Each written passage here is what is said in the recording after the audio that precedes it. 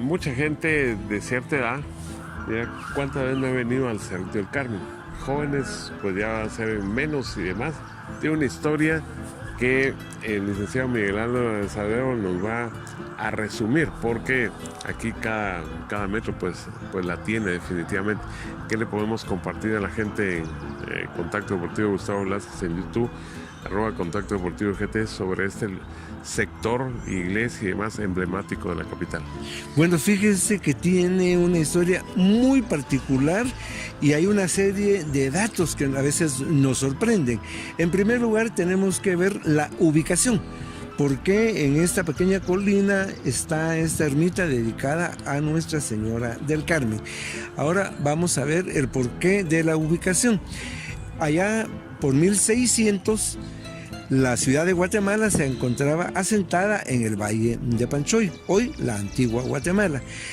De ahí había un camino que se llamaba Camino Real del Golfo Dulce, que iba hacia el lago de Izabal, pero este camino cruzaba este valle, que luego se denominó Llano de la Virgen, y precisamente el punto de descanso de este camino era donde con el tiempo se levantó la parroquia de Nuestra Señora de la Asunción, llamada luego Parroquia Vieja. Entonces todas las personas que se movían para España o venían de allá pasaban por este lugar, pero previamente, inmediatamente después de la conquista, después de 1524, estas tierras fueron entregadas a don Héctor de la Barreda, básicamente hacia lo que sería el nororiente de donde está la ermita del Carmen. Todavía ahí se llama hoy La Barreda. Ahí fue el primer lugar donde hubo ganado vacuno en Guatemala, que lo trajo don Héctor de la Barreda. Y este lugar está bañado por el río de las Vacas, que era cristalino, caudaloso y profundo, por lo cual la gente le empezó a llamar Las Vacas. Pero un poco más arriba, cerca de lo que es La Barreda, estaba un lugar llamado las Cuevas de la Leonera, o la Cueva de la Leonera. Aquí entendemos a qué se entiende por eso.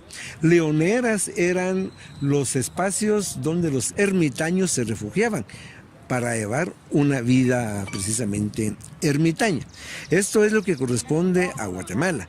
Por el otro lado, en España vivía Santa Teresa de Jesús. Santa Teresa tenía un hermano, el capitán Cepeda y Ahumada, que había sido nombrado para cumplir una función de Estado Real en Guatemala. Ella se puso muy contenta que su hermano venía a las Indias, entonces preparó un regalito, una imagen de la Virgen. Sin embargo, el capitán ya no vino a Guatemala y ella se murió en 1582, pero quedó en la intención de las carmelitas allá en Ávila guardar la Virgen y en algún momento determinado mandarla a Guatemala. Fue así como a finales de 1500, ya por 1600, apareció un italiano llamado Juan Cors, que había hecho un viaje a Tierra Santa, que era el sueño de todo cristiano en aquella época. Regresó de su viaje a España y luego había manifestado el deseo de venir a Guatemala. Que no nos extrañe que en España este nombre sonaba. El propio Cervantes menciona Guatemala y Santa Teresa pues sabía de Guatemala. Entonces él manifiesta venir a Guatemala, llega esto a oído de las monjas, lo mandan a llamar a la portería y él acude. Se dice que las monjas lo entrevistaron y dijeron que era un hombre de muy buenas intenciones, entonces le encomiendan la Virgen y él obviamente le pregunta: ¿y a quién se la voy a llevar y a dónde? Y le contestaron simplemente: a nadie, donde ella se quiera quedar, y con el tiempo ahí se va a formar una gran ciudad. Pero ¿cómo sabemos todo esto?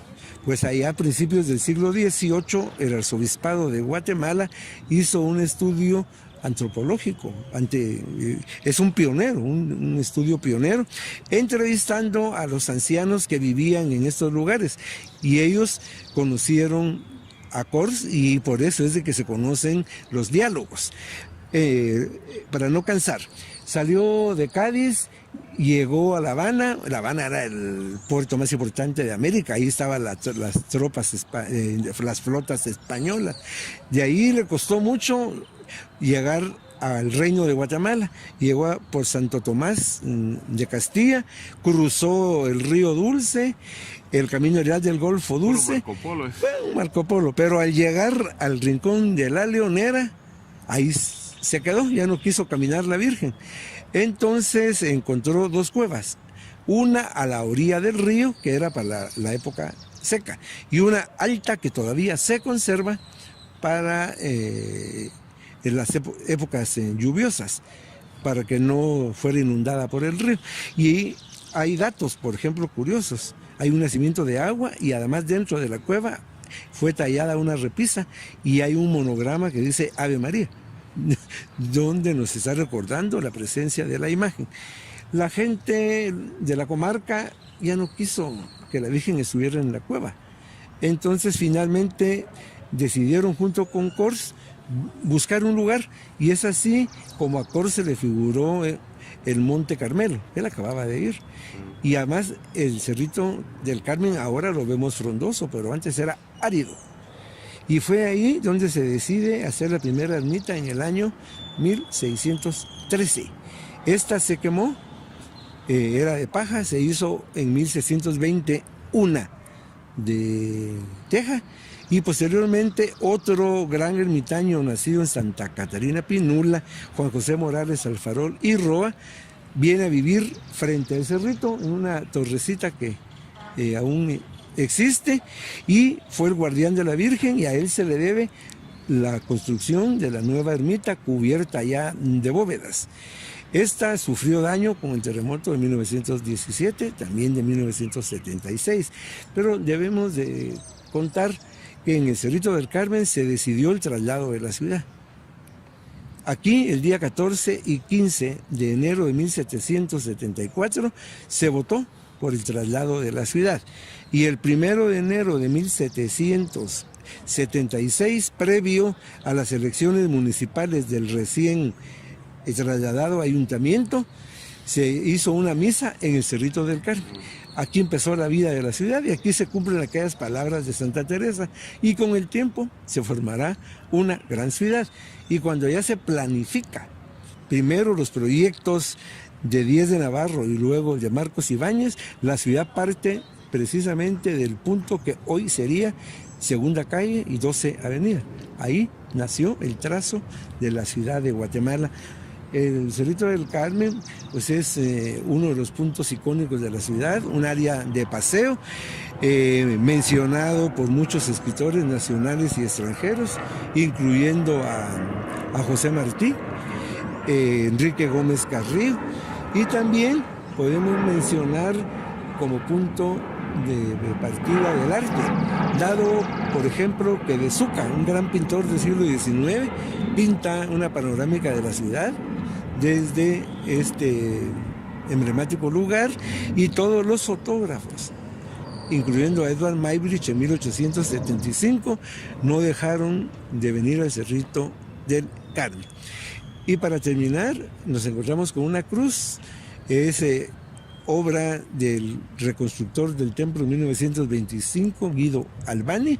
Es una cruz de concreto, tiene la fecha 1925 y conmemora el renacimiento del Cerro del Carmen. Y por cierto, hoy hay una fundación privada, Teoché, que en conjunto con la municipalidad le están dando mantenimiento al parque, y podemos ver la recuperación de los jardines, de los bienes patrimoniales como la Fuente de México, así como las distintas bancas. Y el Cerrito del Carmen es un centro de espiritualidad, pero también debemos de aprovecharlo para venir a recrearnos. Bueno, y cerramos en nuestro último minuto. Cuente a la gente así compacto, y ahí lo van a ver en la fotografía. Miguel Álvarez Arreo, encomendado de reconocer si es o no la imagen que había sido, lamentablemente, como ha ocurrido tantos, robada. Bueno, cuando se perdió la Virgen, y yo exclamé una frase a un medio de comunicación: se han robado el alma de la ciudad. Ahí se acuñó ese término porque fue la primera plana de un importante rotativo en la ciudad. Estuvimos muy tristes, pero nunca se perdió la esperanza de que esta imagen iba a aparecer. Y así fue. Y llegó el día miércoles de ceniza, 5 de marzo del 2003, y fui delegado por las autoridades competentes para venir a reconocer a la imagen. Y por supuesto, cuando la vimos que ella era, fue una alegría extraordinaria. Había una multitud aquí que inmediatamente se corrió la bola, pero para mí también fue importante el momento de estar junto al padre y a las autoridades en el momento que se levantó la Virgen para que la gente la viera. Y fue un momento inolvidable. Únicamente han pasado 16 años, pero se llevan guardados en el corazón. Desde luego. Y ahí se sonríe ahí José Pablo Trascama, porque son momentos que se da una vez, y ese es un momento muy positivo porque se recuperó una imagen tan emblemática. En el resumen ustedes lo han captado, y en las imágenes posteriores y que completan este reportaje, pues José Pablo se está recreando acá con un lugar que conocía de mención, pero ahora lo está viendo de repasar la cámara por acá. Así que nuevamente muchas gracias al licenciado Miguel Álvarez Arévalo. El libro de aquellos gruesos, abierto, conocimiento de todo lo que dice, lo agarra así sin pausas y demás, es definitivamente aquello contagiante y admirable escucharle. Así que continúa.